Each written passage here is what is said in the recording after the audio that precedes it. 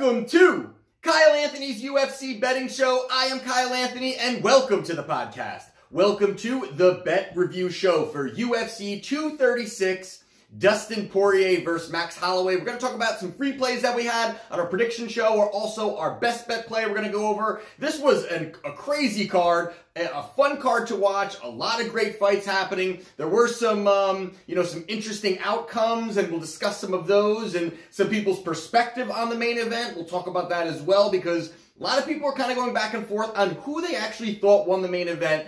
And I will definitely want to talk about that a little bit as well. Before we do not forget to subscribe, like, click the bell icon, get involved in the channel. We are always active down in the comments section. I appreciate everybody who gives it a thumbs up. And we are a growing community, have a bunch of great people down there. Also follow me at Twitter, at Mr. UFC Vegas. And we will get right into the plays here on the Bet Review Show. So what we're going to do, we are first going to talk about our free play. And it is the co-main event of UFC 236, we had Kelvin Gastelum to defeat Israel Adesanya. Now, this fight here is a fight that, I felt good about, of course, laid some money on it. And the big thing going into this was gonna be the reach of Israel Adesanya. Now, going back and looking through some of his fights, and we don't have to dive into this because if you want to see my entire breakdown of this fight, go on the prediction show. You'll see it on the channel. But it was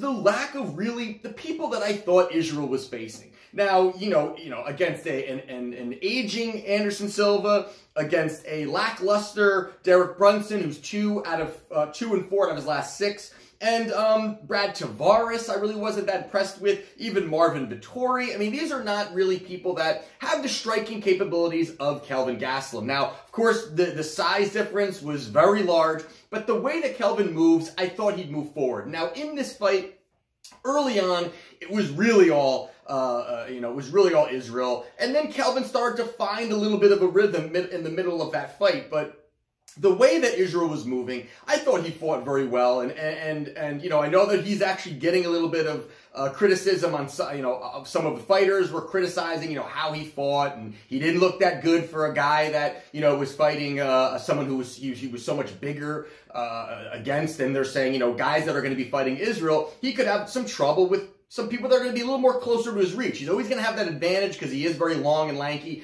but someone who's going to have more of that, something that's more comparable to him.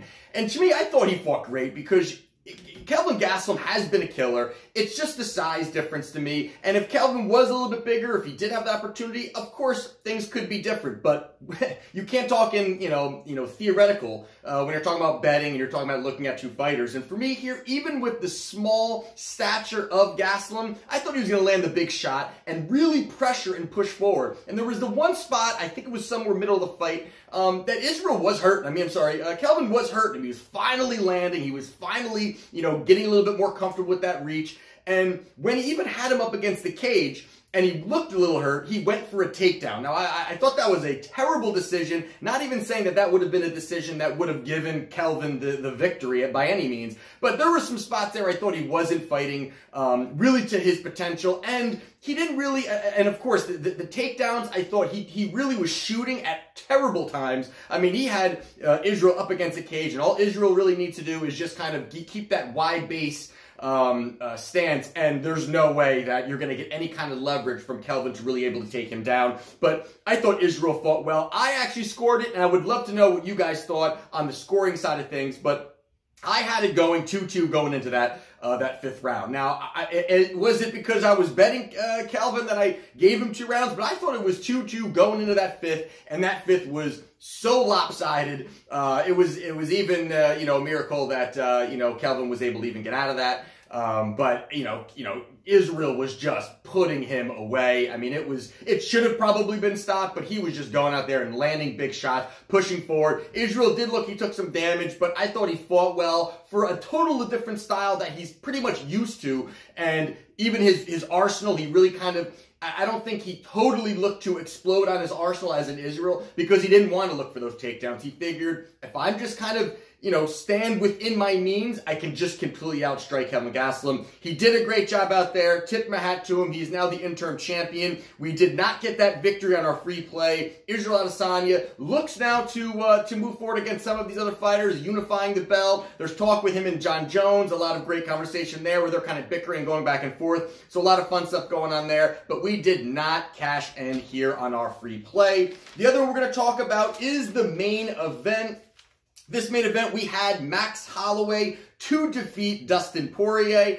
And this one, is really an interesting fight. I mean, of course you've got Max Holloway going up in weight, featherweight champion. And my breakdown of this fight was really that Max Holloway was going to be very close, or at least just on the side of, you couldn't really tell that he was moving up in weight. I really thought that Max, being such a big featherweight, that was going to be the big difference. And even when they were going toe-to-toe at the weigh-ins and everything, Max being the taller guy, Max kind of looked like he was filling in nicely.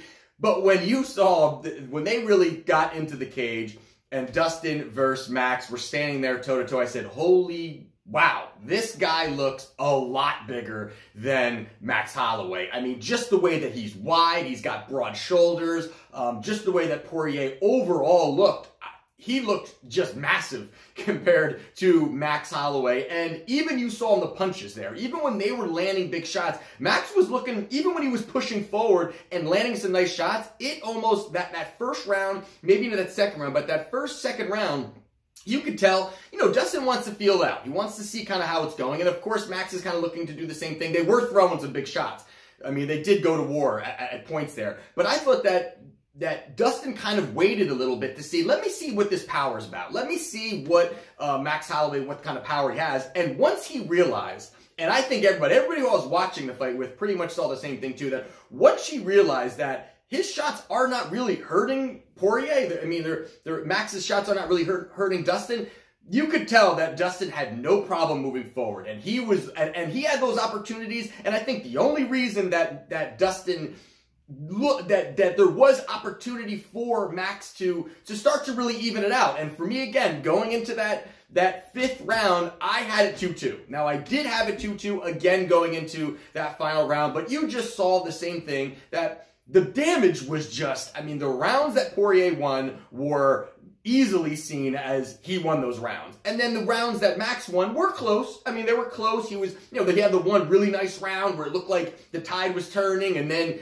Dustin really fought back into that fourth round and actually ended up making the round kind of close. And then he dominated in the fifth round and I think put the stamp on him winning the title. But, you could see early on throughout that fight where Max's shots were just not hurting, and when Max would land 7 shots, or Poirier's blocking them, but he would throw 7 shots, and then all of a sudden you'd see Dustin land 1 or 2, and you would just see the way that Max would start to move and back up and realize and just know that power's there. So you could see the power difference was there. I am a fan of both of these guys. They're both two of probably the nicest guys with the background that they have and their family and everything else that they talk about within the UFC. I mean, they are top when it comes to that kind of thing. So you knew the respect was going to be there, but they went out there and they had a war. And a lot of people, and I talked to a couple of you guys on Twitter yesterday, and I apologize for not having this video out earlier. I was partying last couple days.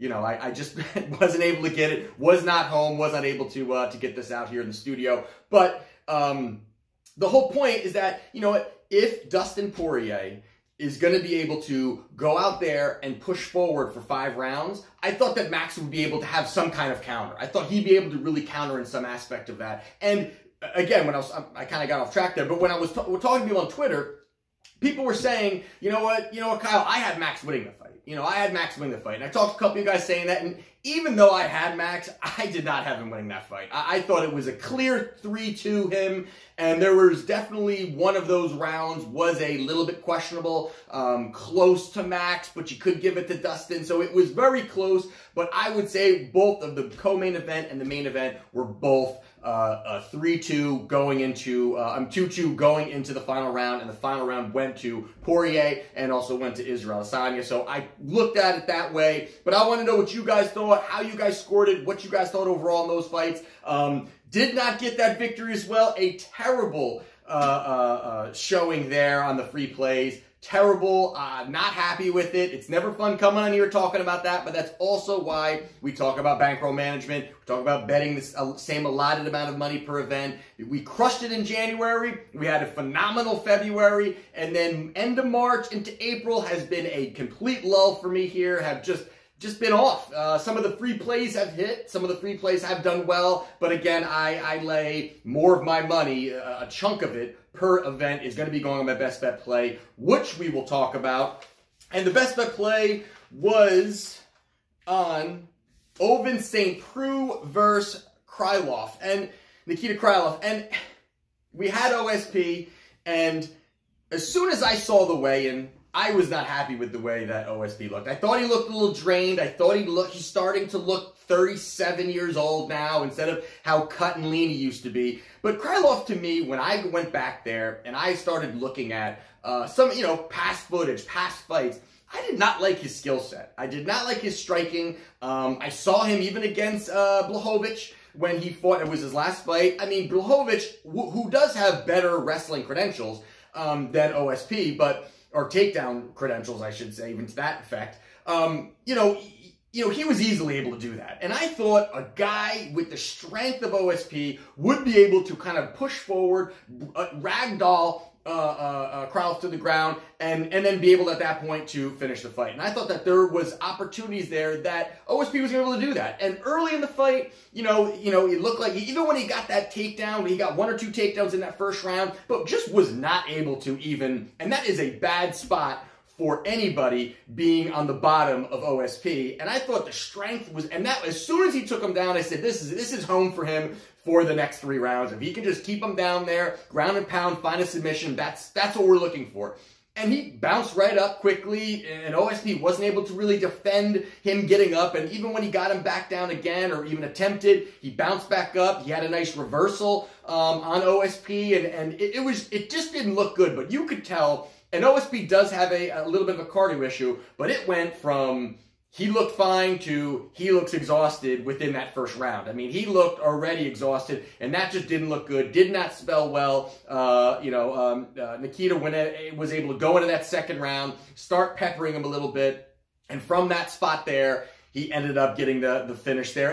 And again, the wrestling was where I thought this was going to be a great spot. And it just was not anywhere near that at all. And no excuses. That is the way it panned out. Terrible showing here, an 0-3 showing. Have not done that in a very long time, but that's part of gambling. And again, we have to have bankroll management. We have to be able to look at each fight and say, you know what, this is a fight that we're gonna bet X amount on because there's this much paths to victory, there's this much opportunity for. But a bad showing here at UFC 236. We shall never speak of UFC 236 again, unfortunately. The next event it's coming up this weekend, and I actually will be unable to do a video for that. So we're going to follow up on April 27th. That is Fight Night 150. And that's Jacare versus Jack Hermansson. A lot of nice fights on there. I already like a few that I'm definitely honing in on to make as my free play. Want to talk about them. Just not able to get the video out and will not have the time to really dedicate to this upcoming event. If you do want to know my picks or do want to know who I'm going to be having, I always post them on Twitter at Mr. UFC Vegas.